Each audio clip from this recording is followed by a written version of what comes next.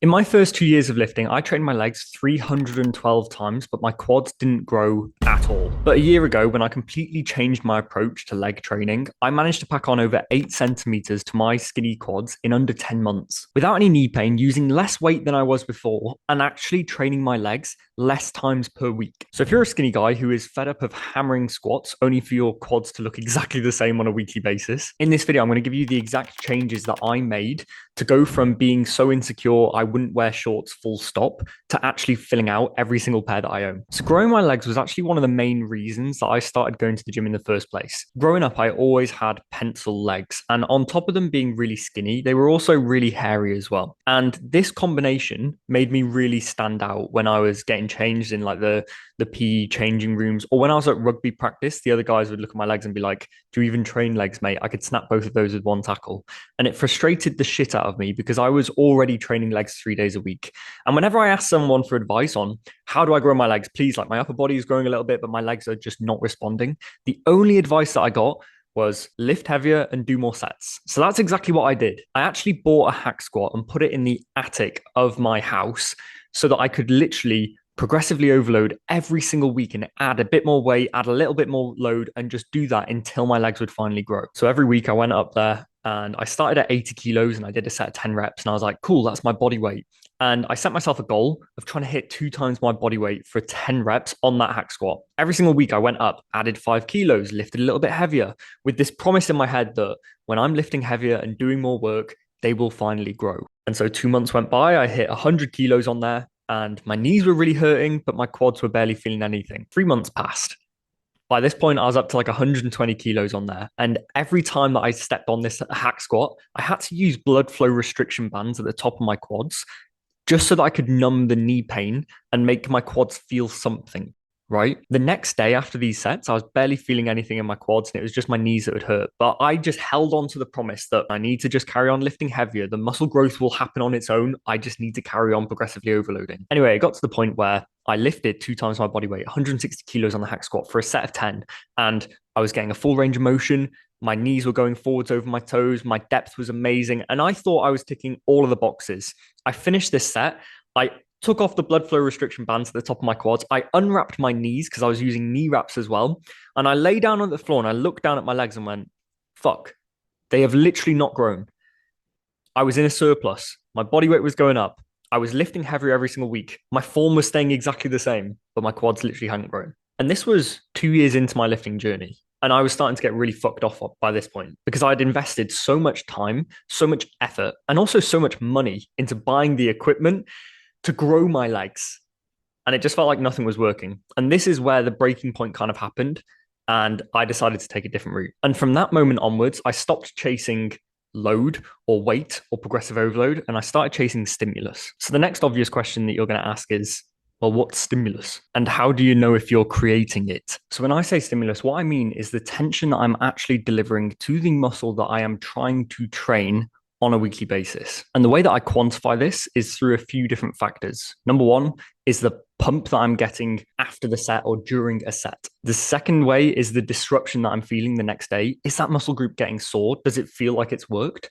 And finally, the stretch sensation I'm getting during a set. Am I actually feeling my quads stretching at the bottom of a hack squat? Or is it just my knees that feel like they're going to pop out of their skin? So the best way for me to illustrate this and turn a concept that's quite abstract into something that you can visually see and understand is to literally compare a set of when I was hack squatting 4 years ago on my way up to that 160 kilo hack squat where I was chasing progressive overload and adding load every single week, which you can see here, versus a set of me hack squatting a year ago when I changed my approach using half the weight but getting so much more stimulus. And I'm going to add on these little exertion bars. Now, what these are to illustrate is to demonstrate what is actually stopping me at the end of these sets. So what is the thing that is making me go, I need to end this set here? And you can see 4 years ago when I was on this hack squat, my knees were hurting on every single rep. And as I got towards the end of the set, sure, my quads would really start hurting and they'd start becoming the limiting factor,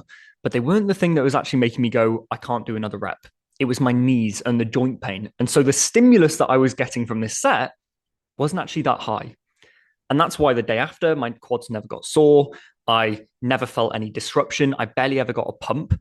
and it was just my knees that hurt. If you compare that to my most recent hack squat, where my feet are a lot lower, and there's a few other things that I've changed with my technique as well. You can see that my knees are barely hurting, but on every single rep, my quads are getting toasted. And towards the end of the set, the thing that's actually making me fail is my quads. And so you can imagine, because my quads are the thing that is actually failing, and they are the limiting factor in this set, the stimulus from this set is far higher than the stimulus from this set, even though I'm using half the load, training my legs less times weekly, and doing less sets as well. So now I'm actually going to strategically break down the changes that I made to my form on the hack squat that made my quads the limiting factor and allowed me to drive so much more stimulus from less workload. The first thing I did was I got my feet on the foot plate as low as possible. And week by week, I literally just moved them down another centimeter until they're literally hanging off the bottom. The reason I'm doing this is so that my knees are traveling further over my toes and increasing the knee flexion that I get. This is putting my quads in a way more stretched position than previously. But also, the further that my knee goes over my toe, the more of a length and biased exercise this becomes. So in other words, the harder it becomes at the bottom. Now, the reason we want it to become hard at the bottom as well is because that is when my quad is the most stretched. So there's a twofold benefit of really allowing or putting your feet really low and pushing your knees together as far forwards over your toes as they'll go. Now, the first time you do this, it might be uncomfortable. I worked up to this range of motion over a year and a half, and now it's super comfortable. But the first time you do it, it might feel a bit uncomfortable. The second thing I did is halfway down on these reps, you'll start getting the sensation that your heel wants to lift off the pad. Now, previously, I used to think this is really bad. That would lead to a lack in stability, which is then going to mean that I can't lift as much weight, which is then going to mean I can't grow my quads because progressive overload is king. Now, I let my heels come up naturally when they want to. I don't force it, but I naturally let them come up. And instead, I plant off the front part of my foot. This, again, allows my knees to travel way further forwards than they were previously, allowing me to get more knee flexion. But also, it takes any pressure away from your heel, obviously, and it means that your glutes are completely useless. They cannot get involved, and it's all in your quad. The next thing that I changed is the direction in which my knees are tracking. So previously on the hack squat, I'd have my feet out to the sides and I'd push my knees forwards over my toes, but my toes were pointing outwards. And so my knees were going at around 45-degree angle. And the reason I did this is because I was told, well, your hip anatomy means that you need to be at a certain angle to allow your hips to drop below your knees. But we got to remember, if the goal is knee flexion and we're letting our heels come off the pad at the bottom, then we can actually have our knees right next to each other, our feet super close on the platform, and simply focus on driving our knees over our toes. And as soon as I did this, it felt so much better for my quads. And it felt like I was taking my glutes and any other muscle group completely out of the equation, and it was only my quads that are working. I now put my feet almost touching on the hack squat foot plate and sometimes even point them slightly inwards. The reason for this is it means that I can only track my knees forwards. And as soon as I start failing, there's no tendency of me flicking my knees outwards or letting them cave inwards. And as soon as you get used to doing this, you'll realize that you can isolate your quads so much better than you think. The next thing that I did is I adjusted the machine so that it didn't bottom out at the bottom. Now, when I used to hack squat, I'd get the full range of motion, get right down to the bottom, and the machine would bottom out. Now, if you think about it, this is where our quads are the most stretched. And so if we're letting the machine bottom out, you're just taking all of the tension away from your quads where it needs it the most and wants it the most and giving it right back to the machine. Whereas now, I've adjusted it so that even when I'm in the most deep position, the tension is still fully on my quads. There's no let up. And this results in the craziest pump, craziest burn, but also an amazing stretch sensation at the bottom as well. And so now you can see the adjustments that I made in between how I used to hack squat and the results that it got me, how I hack squat now and the results that it got me. And this exact experience over my last 6 years of lifting, where in my first few years, I was taking a numbers first approach and just trying to drive the weight that I was lifting up, but my quad's not really growing. Whereas in the last 2 years, really hunting this stimulus and seeing so much more growth is the main reason why I don't necessarily believe in progressive overload as it is stated by most people. So the main differences in my approaches 4 years ago versus now can be boiled down to these points.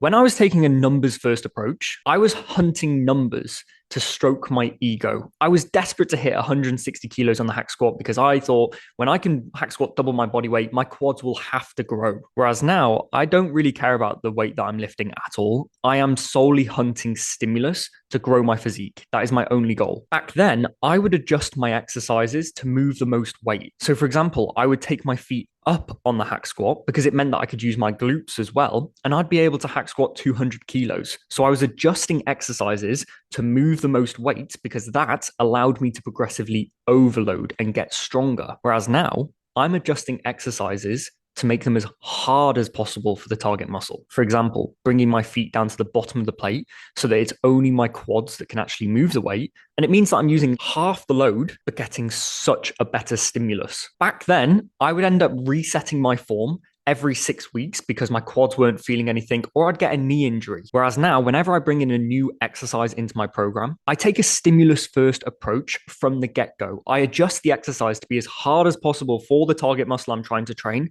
And then I ramp the numbers up, not the other way around. And the biggest difference here is I used to train 5 to 6 times a week and barely see any growth. Whereas now I train 4 days a week and I'm growing quicker than I was during my newbie gains phase. And this is why I don't doubt progressively overloading makes you stronger. You'll be able to lift more weight, but a progressive stimulus is what you need to actually get bigger. And since applying this into my leg training specifically, I've grown 8 centimeters, started filling out all of my shorts, but deeper than that as well, I actually like how my legs look, right? I used to be so insecure that, I did some stupid things trying to. Maybe we're not going to go into that. Now, although these training tips are an absolute game changer if you're a skinny guy that's trying to grow his legs, training is only half the equation. And I know that you know this because you could do everything perfect in the gym. You could nail your form, delivering the perfect amount of stimulus, nailing that side of things. If you're not in a consistent calorie surplus and your body weight going up, you're going to be restricting your growth so much. And the biggest challenge for guys like you and me is actually staying in a surplus for a continued amount of time without tanking your appetite, without falling ill. So the next thing you need to do is go and watch this video that will explain how to change your diet to get into a surplus easily and stay in it for over a year, because this is the only way that you're actually going to be able to build the muscle that you really want to build.